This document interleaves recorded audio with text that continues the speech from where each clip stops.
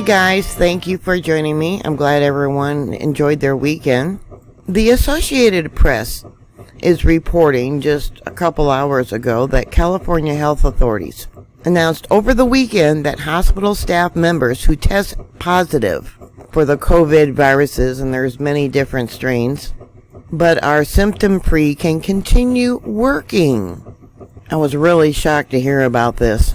California, the most restrictive state in the nation when it comes to the virus, is now allowing hospital staff who test positive to continue working. You heard me right. The move evidently is in reaction to the severe hospital staffing shortages and the rising cases of the Omicron variant it is causing. Many hospitals, the AP continues to say, that are not only swamped with cases but severely shorthanded because of so many employees out with COVID-19. Plus, there's a lot that got fired because they refused to get the vaccine.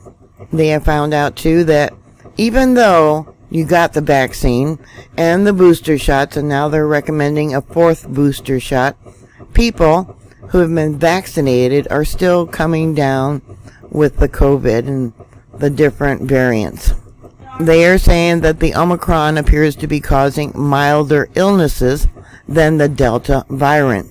Last month, the CDC, the Center for Disease Control and Prevention, said that healthcare workers who have no symptoms can return to work after 7 days with a negative test, but that the isolation time can be cut further if they are understaffed.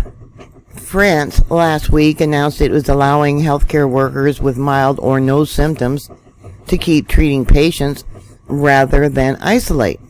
In the Phoenix area, Dignity Health, a major hospital operator, sent a memo to staff members saying those infected with the virus who feel well enough to work may request clearance from their managers to go back to caring for patients. In California, the Department of Health said the new policy was prompted by critical staff shortages. It asked hospitals to make every attempt to fill openings by bringing in employees from outside staffing agencies. What they've been doing is bringing in traveling nurses, and these nurses actually get paid more money than the ones that work at the hospitals who are out. One of the requirements is that infected workers will be required to wear extra protective N95 masks.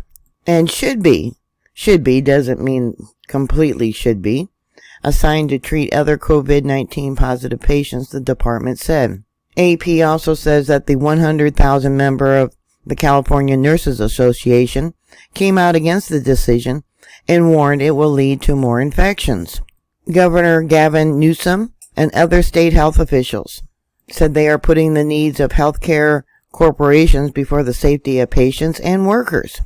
Earlier this month in Rhode Island, a state psychiatric hospital and a rehabilitation center allowed staff who tested positive for COVID-19 but weren't showing any symptoms to allow to work.